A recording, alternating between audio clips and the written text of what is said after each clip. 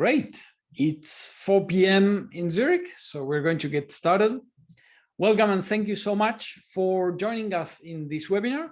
My name is Adrian Kosmaczewski. Some of you might know me already. I'm developer relations at Vision, the DevOps company, and I greet you from the great and beautiful city of Zurich. It's a beautiful day outside, so I hope that those who are not attending this webinar are enjoying the sun and will watch this later. So I hope you are there watching it on YouTube, because this will as well be published on our YouTube channel, vision.tv. So please check it out as well. But today we're not going to be talking about our YouTube channel, which I love too much. We are going to be talking about actually something very, very cool, which is K3s, the minimalistic Kubernetes distribution by SUSE Rancher. There's a Q&A box for your questions right below. So basically you should be able to see it and to fill it with your questions as the talk progresses. At the end of the talk, I'm going to be going through some of those questions and basically try to give an answer, which I hope I will be able to do that. So I hope you are all seeing my screen and you can hear my voice. I suppose that if nobody complained so far, and the chat as well, there's a chat box. So feel free to use the chat if you would like to interact with other participants or with us. Together with me tonight, there's Arno Aukia, CTO and founder of Vision, who will also be helping me maybe with a couple of questions here and there, but please feel free to ask your questions. We are very, very glad that you're here. So let's get started. First, I need to click in the proper place. That's much better. And first, as usual, a few words about Vision. How do you pronounce the name? That's the first question we get all the time, like Vision. Very simple. That's why there's an I in the logo. We are the DevOps company. We are located in Zurich. We are in Zurich since 2014, and we are hiring. So if you like everything that I'm going to tell you right now on this video, you might as well be very interested in joining our team. So please check us out on vision.ch/jobs. We've been doing DevOps, Docker, and Kubernetes since the founding of the company. We are the leading provider of those services for our partners, and we provide 24/7 support. We ensure that systems are up and running at all times of the day and the night for our customers. We are certified in various different ways, which are actually very useful to many of our customers, of course. And we have had the honor of being the first company in Switzerland to be certified as an official service provided by Google. We run our own platform as a service called Apuyo, based on OpenShift and Rancher, and also we have published our own open source projects, the most important of which being Project Zen, which allows you to manage lots of Kubernetes clusters with a single interface, which is something that we use internally a lot, because of course we are managing hundreds of Kubernetes clusters for our customers. So we are using this in production. And K3s Up, which allows you to back up your clusters. So if you need to back up your clusters, there's a great tool that you can use, and it's completely open source. We are working with many, many, many partners in the industry whose names you are probably recognizing right now on the screen. However, of course, we're going to talk a lot about SUSE, because the subject of tonight's talk is none other than K3s. So what are we going to talk about exactly today? Where I'm going to explain what K3s is. What is it used for? Like, why would you use K3s in which context, and not a common or normal Kubernetes distribution? How does it work? We're going to have a little demo. I'm going to show you exactly K3s in action on my laptop. So I pray the demo gods for goodwill for today. And I'm going to give you much, much, much more pointers, because I can only scratch the surface of this subject. I mean, K3s is small in size, but it's so open to many possibilities that it's very, very hard to fit everything in maybe 1 hour that we're going to be together today. So I'm going to provide you with plenty of information. So let's get started. What is K3s? So K3s is very simple. It's a fully conformant Kubernetes distribution. This is a very important thing, and I'm going to show you a web page. This is the official CNCF Kubernetes conformance project on GitHub, and there you can see the conformance results for every version of K3s. So this is an actually totally fully compliant Kubernetes distribution as provided by Rancher, and basically it complies with all of the requirements from the Cloud Native Computing Foundation. So this is very important because it makes it automatically compatible with pretty much any tool that you are used to with the Kubernetes world. However, it is super lightweight. This is the big defining characteristic of K3s. It is incredibly small. The binary, it's less than 50 megabytes. You heard right. The 50 megabyte binary contains everything that you need to run either a worker node or a master node of your cluster. So it's really small, and it is very simple to use, very simple to install, very simple to maintain, and it is optimized for ARM CPUs, which means that it makes it a great choice for small boards, like, I don't know, the Arduino, the Raspberry Pi, or so many others, because right now there's so many options. Of course, the Raspberry Pi is my personal favorite. I have a few running around at home, literally running around. I will explain that later. But I mean, clearly, it's a great choice for that. It is fully open source. You can go check out the source code. It is written in Go. You can actually go and submit your pull request if you find something that should be there and it's not. It exists since February 2019. That's when Rancher first introduced it to the world. And it reached version 1.0 at the end of that year in November 2019. But most important is that Rancher donated the project as a sandbox project to the Cloud Native Computing Foundation in June 2020. So that makes it a very interesting choice, because now it has, of course, the blessing and the support of the huge infrastructure provided by the Cloud Native Computing Foundation. So all in all, an incredible set of features and possibilities. The website of K3s, very simple, k3s.io. Now, this is a very interesting point. Why K3s? So there's an algorithm, you heard right, there's an algorithm to explain why the project is named K3s. So let us explain the algorithm with a bit of pseudocode. So the length of the word Kubernetes is 10. So the word Kubernetes has 10 letters, and it's usually shortened as K8s. This is very common. Everybody who wants Kubernetes knows this. The 8 being the number of letters between the K and the S. Very good. Since K3s is lightweight, and Rancher at the time claimed that K3s would only require half of the RAM of a normal Kubernetes installation. So 10 divided by 2, it's 5. That means that that should be the length of the name. So it should begin with a K and end with an S. And in the middle, there are 3 letters, right? You don't know exactly which letters they are. K3s, it's the final name. Now, nobody knows what those 3 letters are. There's actually not an official explanation, and there's no official pronunciation of the name. So we are going to refer to it as K3s, like literally like that. But that's the story of the name. This is the algorithm that explains where it comes from and why it is that, right? So the most important thing is what you can do with K3s. So first, of course, there's a lot of use cases that are very interesting these days. And of course, there's the edge computing craze. So everybody, all the technical press is all over head over heels because of edge computing. So basically you can have enterprise workloads running in small devices, in big mainframes, in your own laptop, and so on. So you can distribute that work all over your infrastructure. Of course, one of the use cases when you have a very nice Kubernetes distribution that is lightweight and runs on ARM CPUs is, of course, Internet of Things. So we are starting to see K3s going into the weirdest of places in devices that you might have at home as we speak. For development, it's simply fantastic. I spin up and down K3s clusters all the time. It allows me to test new things. My colleagues do the same. They try new features of Project Syn and KDAP all the time, running them on K3s. It makes for a very compelling and very, very good option to, for example, Minikube or Kind or MicroK3s, which have their own quirks.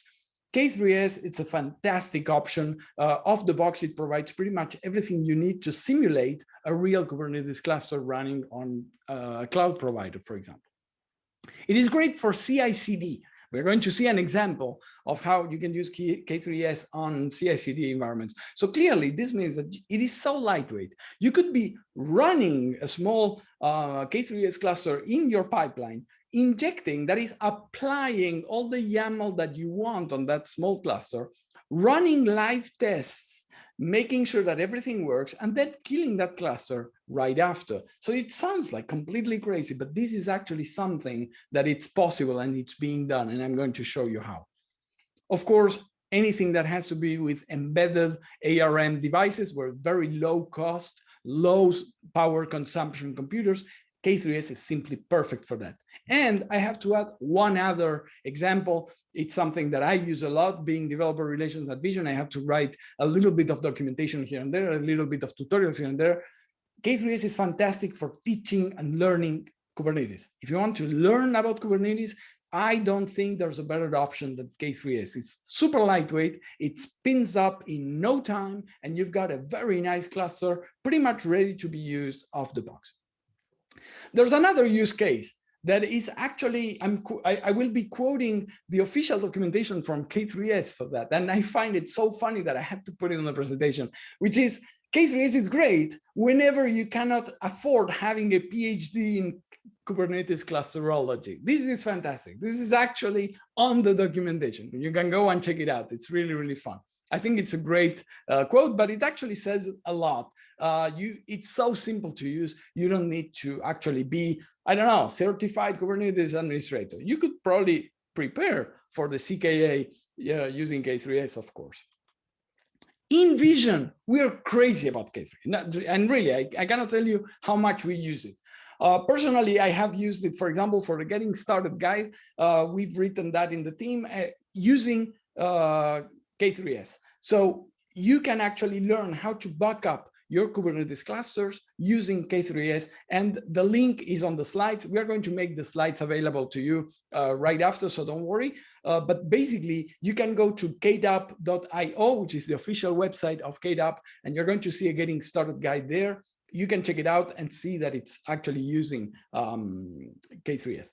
We used it as well to explain people how to use Project Syn. So if you want to learn how to use Project Syn, well, K3s is basically what we use to simulate a very big cluster in some cloud provider.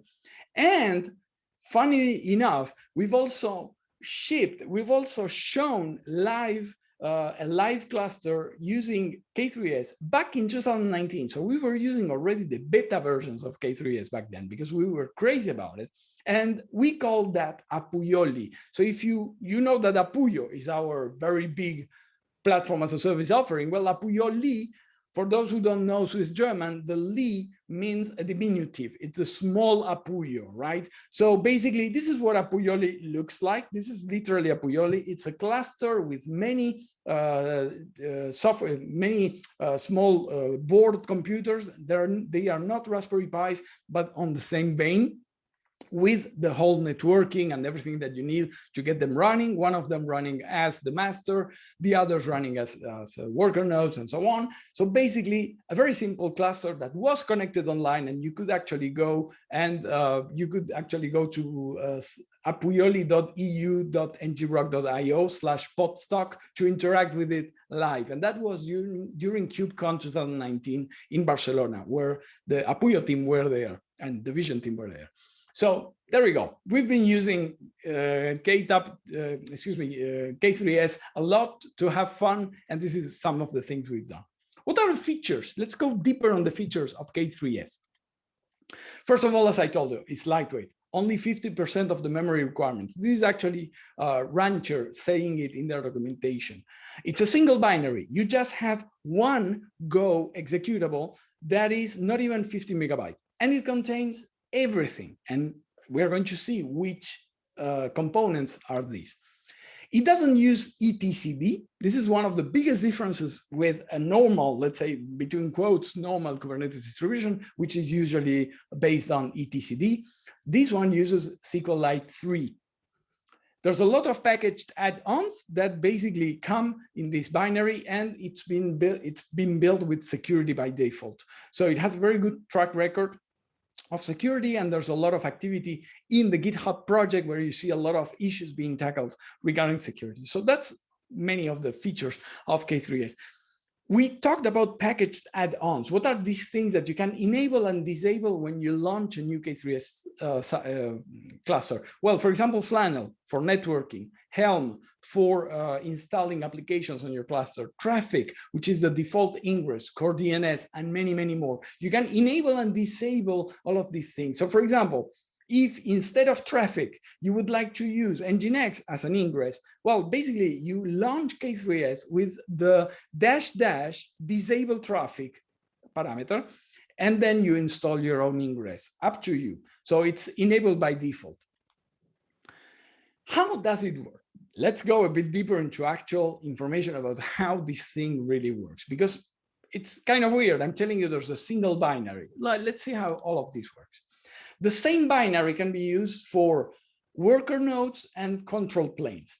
So the control plane in the case of K3s is usually referred as a server. That's the name given to the control plane on K3s. So you run this K3s binary on a server without any other information, without any kind of variables or parameters. It will assume that it is a server. The server contains a complete control plane with everything that you need: SQLite 3, the proxies, schedulers, the API, all of it is running on that server controlled by the K3s binary. If you install the same binary on another node and you pass the URL of the server, then the binary will assume that you're running on what is called an agent. An agent, it's K3s speak for worker nodes. Basically, it includes everything that you need from a worker node, like the kubelet or the kube proxy and so on. All of that will be included and running inside. Now, where do the pods run? Well, it turns out that K3s will run the pods outside of the main K3s process using containerd. So K3s is basically driving containerd to basically install the whole infrastructure, but your pods and all the pods in the cluster will run off process on containerd. Okay, what are the requirements for K3s? Well, pay attention to the fact that the documentation to this day, at least until yesterday, said 512 megabytes for as a minimum requirement. Now, there's an open pull request to tell people, no, you actually need more like 2 gigabytes minimum to get things actually more or less properly running. So my advice is that at least you use 2 gigabytes of RAM for the server and 1 gigabyte per agent. Better if you can have 2 gigabytes per agent, but of course RAM, depending on your laptop or depending on your board, you might not have that amount of memory. This is not so much a problem about K3s, it's a problem about the latest versions of Kubernetes. The latest versions of Kubernetes have actually outgrown a little bit their usual requirements of memory. So that's why the documentation is not being updated, but of course there's a pull request. So it might be updated in any time soon. You need 1 CPU per node. So that means usually what I usually do is to give 2 CPUs to the K3s server so that it has a little bit a bit more power in your machine. But with 1 CPU, it should be okay for every one of these nodes. It is recommended to have an SSD, but pretty much all boards, system on a chip boards and laptops are running with SSD these days. And of course, yes, that's basically what I wanted to say, because exactly what should these computers run? So K3s has been built with Linux in mind. It runs in most Linux distributions. There are special instructions on the documentation for some versions of Linux, like Raspbian Buster, Alpine Linux, which is a very, very popular distribution for running virtual machines, very lightweight virtual machines. And of course, Red Hat Enterprise Linux and CentOS if you are into a more enterprise setup. Very important, Windows at this time of this talk, is not supported. So there's an instruction somewhere on the documentation. There's a phrase in the documentation that says, if there's enough interest, we might look into it. For the moment, it's not the case. You cannot use it in Windows. It's simply not supported. Whenever you run your server and clients, these will, of course, expose some network ports. In the server, in particular, it will expose, of course, the API server port, which unsurprisingly is running in the port 6443. You can override those settings. You can override all of these ports. You have the port for the Flannel VXLAN on 8472 UDP and the metric server so that you get information actually about what's going on inside of your cluster. You can connect your Prometheus to port 10 to 150. In terms of a database, I mentioned that by default, K3s uses SQLite. However, K3s makes it possible for you to use other relational databases like MySQL or PostgreSQL, or even go back to normal etcd if that's what you want. And this is because SUSE Rancher has developed a special library that abstracts the data layer from K3s. So it's relatively simple to switch from one backend to the other. So there's a lot of flexibility here, depending on what are your needs and how you want to run it. You can choose many different setups. How do you install it? It couldn't be simple.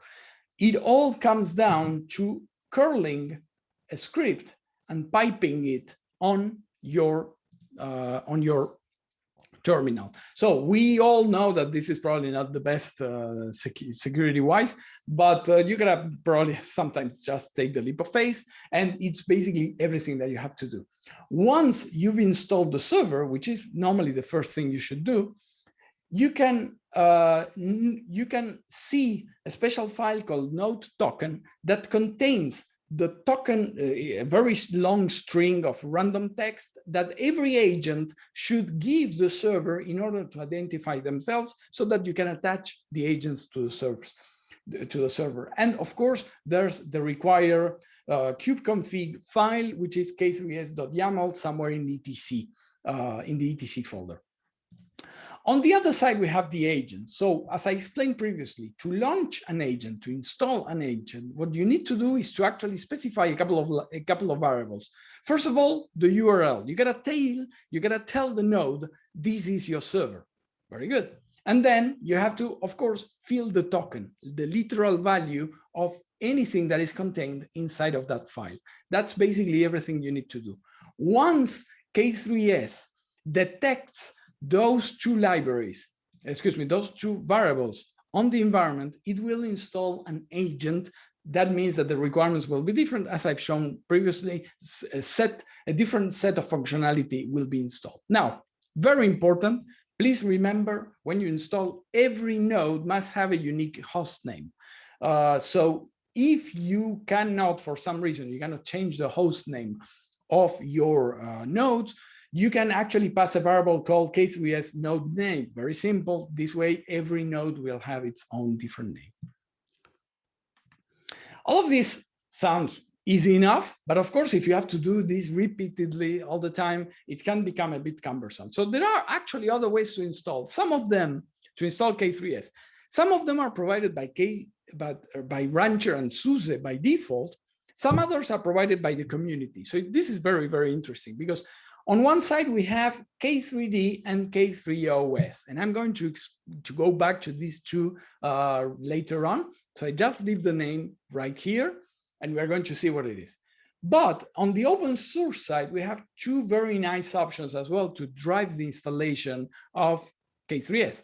First of all, if you are using DigitalOcean, Linode, or Vultr, you might want to use Easy, this Easy thing, which is right here. I don't know exactly how you pronounce the name. It's a utility that allows you to install a K3s cluster on DigitalOcean, Linode, or Vultr. However, if you have your own virtual machines and you have SSH access to them, you can use K3s Up.dev. K3s Up is a tool created by a friend of Vision, actually, who is also behind the development of so many projects in the cloud native space. And he created this tool. The only thing it requires, it's run locally on your own machine. The only thing it needs is network access to the machine where you want to access and you want to install K3s, and SSH access. As long as you have a direct connection and SSH access, K3s Up will install automatically a cluster for you, performing all the tasks that you need. So it's actually very handy. It's very, very well done. It's a project with a lot of stars on GitHub, so please check it out. It's really great. Now, let's go to the two tools provided by ranchers, SUSE rancher themselves. First of all, there's K3d. As the name implies, K3d is K3s on Docker. It literally uses Docker, and that's the only requirement of K3d. It uses Docker to create a K3s cluster using Docker containers running live on your laptop or whatever you want. And the command to create a cluster couldn't be simpler. You just K3d cluster create, you give the name of the cluster that you want to create, and you specify, well, the number of servers and the numbers of agents. That's basically everything you need to do. Once this operation is complete, you can get the kubeconfig, and that allows you to do stuff. Like in this case, for example, you can use it to install Cert Manager and then Rancher in your newly installed cluster, which is really nice because you're running Rancher inside of a cluster created by K3s, which has been created by the same people. So everything somehow adds up. So it's a very, very simple thing to use. It's again, one executable. You download, you install it on your machine, and you can run pretty much any kind of cluster. Now, K3d, because it uses cluster, you can use it in Windows. So you can actually create clusters directly in macOS or Windows because it all goes on top of Docker. The only thing you need to have, of course, is Docker. The website for K3d, k3d.io, very simple. K3OS is actually a bit more interesting. It's a bit more weird, and I don't know if everyone knows about it. I was very surprised when I learned about it. It is, simply put, a Linux distribution whose only purpose in life is to run a K3s cluster when it boots. That's what it does. You install it anywhere, virtual machine, hardware machine, board, your own laptop, whatever you want. It will run a K3s cluster upon startup. You can configure it, of course, to specify whether you want a server or an agent, but still, it's quite impressive. It is built with LinuxKit, which is a tool used to create Linux distributions, and it's based on the upstream Ubuntu 20.04 kernel, however, using an Alpine-compatible userland based on BusyBox with the OpenRC in its system. So it's a very specific set of choices for a Linux distribution, but very interesting. It is as old as K3s, and you can learn more about it on k3os.io. But pretty much, this is what K3OS is. It's a Linux distribution only meant to run K3s. But enough of talk. Let's see things in action, because that's the reason why you're here right now. So I'm just going to go right here. I'm going to remove the full screen. I'm going to close this tab because I'm done, and I'm going to be on the terminal. So I'm going to do two things here on the terminal in front of you. First of all, I have created a small Vagrant file. For those of you who don't know what is Vagrant, Vagrant is a tool that allows you to drive the creation of virtual machines. I suppose my friend Arno is actually screaming of pain and anger because it's a tool that many system engineers have hated for a long time. Actually, for this example, I find it very, very, very simple to explain and very simple to use. It basically drives the creation of those virtual machines. And I actually have here my Oracle Virtual Manager right here, ready to be used. So I'm going to launch, first of all, I'm going to launch this creation of this cluster using one command, which is Vagrant Up, which is the command that you use to create, Vagrant. And Vagrant is configured using the Vagrant file that you see on the right side of the screen. On the right side of the screen, you can see a couple of IPs, hardwired IPs. I'm giving my server and 3 agents hardwired IPs. And I have here on the main part of my cluster, of my Vagrant file, I have the configuration for a few virtual machines based on the Alpine 3.14. One of them, I use it as a server, and then I have 1 agent per entry in this collection. And this collection is what you saw right here before. It's just a dictionary with the host name and the IP. And one of the things that Vagrant allows you to do is at the end of the configuration of your virtual machine to provision this virtual machine running an arbitrary script. And this is exactly what it's called here, server script. So let's see what the server script is all about. I here basically become super user. I installed curl because you need curl to install K3s. And then I just I pipe the famous installation script on SH. Now, in this case, I had to specify 1 supplementary variable, which is install K3s exec. And these actually, and here I see there's been an error, and that's exactly. Okay, let's try again. Probably my machine is a bit slow in this moment. Okay, let's see. Let's try again. And here in the server, basically, I'm piping and doing this installation with 1 supplementary variable because of the way VirtualBox works. I need all 3 machines to be on the same interface so that they can talk to each other. So as you can see, I'm doing the same parameter right here during the installation of my agents, right?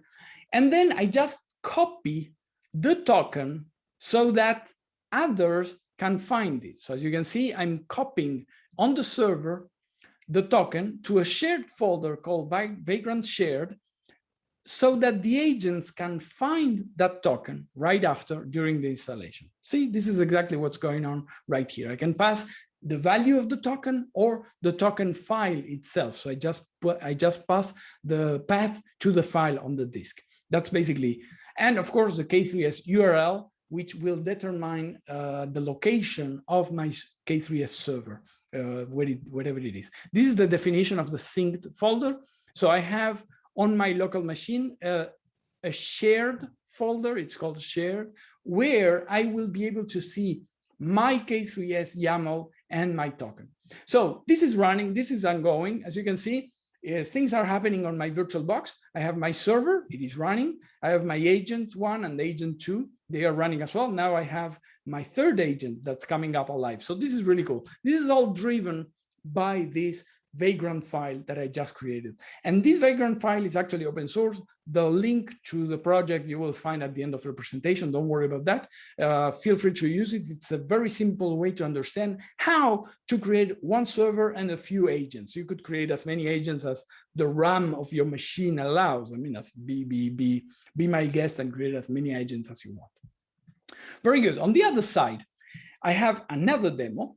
And this other demo, it's a bit different, because what I'm going to do is to actually use K3d. So here I have a script called rancher.sh. And here I have in my script, I have the command that you've seen previously on the slides. I'm going to create a cluster using K3d with 1 server and 3 agents. Now, this is an interesting thing. How many servers can you have? Actually, K3s handles load balancing of your control plane. So this is another very nice feature of K3s. It means that you can have a very resilient, very strong cluster because your control plane has some redundancy. So this is quite cool. This is built and it's available off the box. Here, because of mostly memory space constraints, as you can see, I only have 7.9 gigabytes of RAM. I don't want to push things to the limit. Let's try to make sure that everything works. So here, what I'm going to do is to run the rancher.sh script, and this is going to take a few minutes. Now, on the other side, hopefully things are running. So here I have an alias called K. So those of you who use Kubernetes, I'm going to recognize that it's a very common alias. Basically, it allows you to avoid having to type a very long command. And I should have a shared file. So let's see if my folder called shared contains everything. Yeah, there you go. There's a K3s YAML and a token file. So what happened previously, the error that I got on this screen was because my machine is a bit slow right now with Zoom and everything running. So my cluster took a bit longer than expected. I have a sleep command somewhere over there. As you can see, it's right there. There's a sleep 5. I should probably have slept 10 or 12, but it's okay. I mean, it should be okay. The K3s YAML file is right there. So hopefully this should be okay. Although, no, now that I see that they don't correspond, this is not good. This means that my cluster is not okay. This means that my cluster is not okay. Unfortunately, I will have to do the following: Vagrant SSH server. There we go. And I will run the commands manually. So here, Vagrant allows you to very easily SSH inside your virtual machines. So right now I'm inside of this guy. And here I can run commands. So I can sudo cp, and what I'm gonna do, because I'm very lazy today, it was a very long day personally. So I'm just going to just copy this whole thing just like that. And it should be okay, very good. And then now I'm gonna do the same right here. I'm going to copy this command, which should have been executed, but couldn't. There we go. Now if I exit and I ll shared, much better. 30th of September, this is the day of today. And of course, 1636 is the time now. So that means that I should get nodes, and get nodes indeed gives me a server, but no agents. Why is that? Because when these agent script executed, unfortunately, the token was not available. The token was not existing. So the server rejected the connection to these things. However, I can still K9s with this kubeconfig, for example, shared K3s YAML, and the cluster is completely usable because, of course, I do have my server running, so I have a control plane that is actually able to run payloads. I could install here stuff, whatever you want that you could kubectl apply, it would work. I wouldn't have redundancy, of course. I'm missing the agents, so that's a bit sad. In an ideal world, if I had waited enough, maybe we would have had 3 agents right here. So what I'm gonna do, I'm gonna do the following.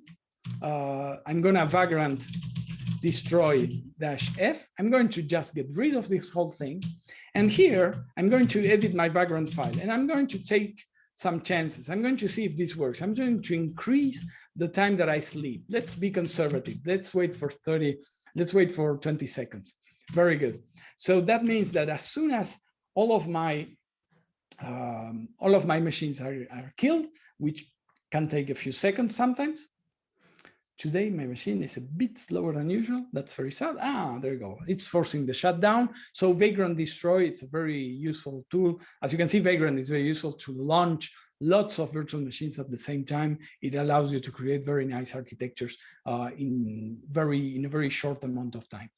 So I'm waiting for the destructions of the server now. The one that should go away is the last one, which is the server. And it's powered off and everything goes back to normal. Let's start again. Vagrant up. Same idea. Let's see if the installation of the first server passes normally and I don't have a mistake. I don't have an error. I should see my cluster fully built with the server and all of the agents. That's exactly what I want.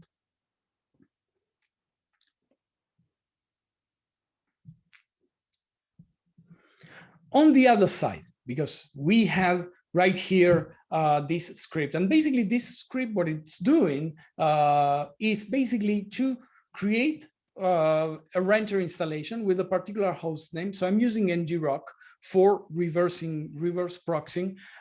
I'm just creating the cluster right here. And then I save the kubeconfig to a local file called K3s.kubeconfig. I love kubeconfig files because they allow you to avoid messing with the kubeconfig installation and all of the things, because particularly at Vision, we might be talking with many different clusters at the same time. So it's very important to keep track to see, okay, how do I talk to each one? I love to use the kubeconfig parameter for that, right? Then I will install Insert Manager, or that's what's been happening. And here I have my installation of Rancher, and I have the default admin password of Rancher. This is new in Rancher 2.6. This has changed recently. And this is the password. The password is available right here. So here I have my default Rancher password that I will simply just come here and copy. And now I'm gonna run ngrok pointing to 172.24.02. 172.24.02. There we go. There we go. Beautiful. And now that means that I could probably click on here and I have my dashboard, my Rancher dashboard. And this is Rancher running. Right now, as you can see, I've been connected. You can try if you want to connect to rancher-demo.eu.ngrok.io. This is live, of course. It won't be valid if you watch this on YouTube. And now I'm going to install this cluster locally. It uses a randomly generated password. I'm just going to copy this and I'm going to disallow the collection of data. I don't want that right now. I agree to terms and conditions. I click save and I have, and by the way, I don't know if some of you have seen the new look and feel of Rancher. Rancher has been completely worked out visually. It's much, much nicer. It's very beautiful. So here I have my cluster with my 4 nodes ready to receive some deployments and ready to go. And let's see what's going on the side of Vagrant. On the side of Vagrant, I didn't have an error. So this is looking good because that means that on my cluster on Vagrant, I will have now a proper cluster that works. So I can have here another alias. So here I can see K. K is kubectl, but using the kubeconfig named K3s kubeconfig, which means K get nodes will return the K3d agents running on Docker. And of course, the server as well running on Docker. And they are all ready. This is fantastic. This is really cool. And I'm running Rancher directly installed on top of it. So this is really nice. And here, this guy is still building. Let us see. Here we can see agent 3 is setting the host name. So basically it's copying everything. It's installing everything. Let's see, maybe here I can, let's see which K do I have here. Very good. K get nodes, K9s. There we go. So here I have K9s.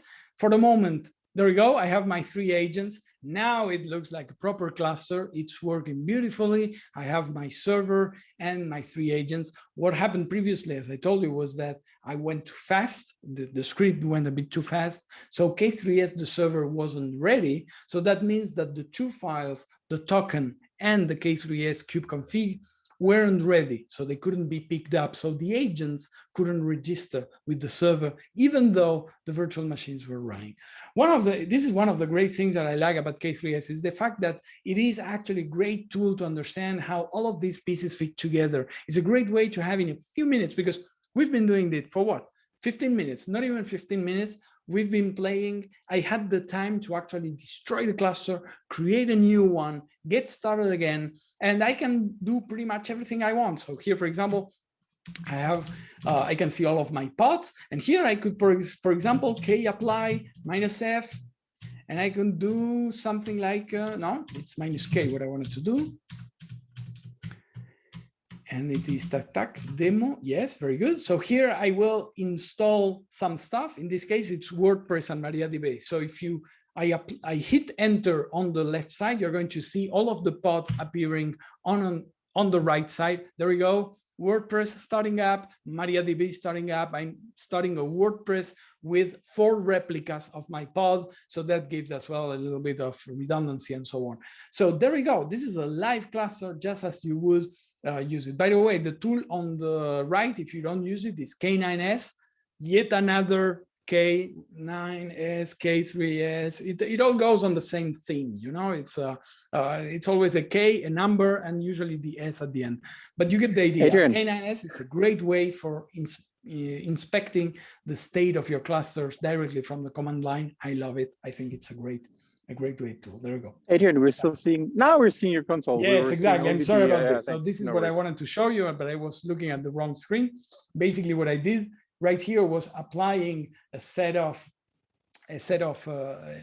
YAML files that created a couple of deployments, and here you can see them running right away on the screen. There we go. So I can actually have some fun. I could delete what I have done. This will, of course, take care. You can see this is live. This is happening as I write, and now I can apply again. And of course, things will happen on the right side because everything will be created again. The beauty of Kubernetes and all of these configuration files is right here. Very good. So this is what I had to show you. It's a very simple, very short demo. I'm just going to clean up things a bit. Vagrant, destroy everything. And here on the side of Rancher, what I can do is K3d cluster delete K3s Rancher. And this will get rid of the whole cluster in just a few seconds. Of course, K3d is much lighter and faster because it runs with Kubernetes, it runs on containers. This guy now, Vagrant, is going as fast as you can see. And of course, my cluster is gone. So that's perfect. This is really good. Here we could see a little bit of K3s in action. I hope you liked it. I hope you like K3s because actually I like the project a lot. It's a very fun project to use and to play with. If you want more information, here are two specific things. First of all, ideas. What can you do with K3s? Well, first of all, I told you that there are CI/CD systems built on top of K3s. And I kid you not, there is a GitHub action for K3s. So if you have projects, Kubernetes projects, let's say, for example, a microservices application that you would like to live test during the execution of a GitHub actions, you might as well be able to do it. Just kubectl apply your stuff in there and then destroy the cluster when you're done. This is actually happening. If you use Visual Studio, please check out the K3d extension for Visual Studio Code. Great tool. It allows you to create and delete clusters right directly from the IDE. I think it's great. And below, I've got a very, very funny project that was actually something that the people from SUSE sent us the link, and it's super funny. I strongly recommend that you check this video called "I Built." Yes, that's actually the orthography on the video. I don't judge. I built a Raspberry Pi supercomputer featuring Kubernetes K3s cluster with Rancher. And basically it's 8 Raspberry Pis. It's basically an Apuyoli. So it's a video explaining you how to do an Apuyoli of your own with Raspberry Pis. Go check it out. It is fantastic, super funny. I was watching it on the way back from a meeting that we had this afternoon. I think it's great. More links. The K3s in Vagrant file that I've shown you, if you want to play with it, it's on GitLab/Acosma. Please check it out. It's a very funny weekend project. I've done it on an afternoon. I thought it was really fun to get K3s running like this. And it's very visual. It explains very clearly. You can see the scripts and so on. So I hope it helps you as well to understand and to play with K3s. There's an introduction by SUSE Rancher about K3s from May this year. Please check it out. Very nice, very good, lots of information. And if you want to go beyond, there's 2 resources from A Cloud Guru, which is a very well-known training company that provides lots of tutorials and lots of information about cloud-native technologies. There's the course called Introduction to K3s and a blog post called 5 Reasons to Use K3s, which actually is very, very funny. It's from last year and it contains plenty of very, very nice information. So that's everything that I have for you right now. This was K3s. I hope you liked it. I think it's a terrific project. It's a terrific way to learn about Kubernetes, to move on, to explore new things. And if you have if you would like to buy 8 Raspberry Pis and you would like to learn how to create your own cluster, please go check out that video. I built a Raspberry Pi cluster, a supercomputer with K3s.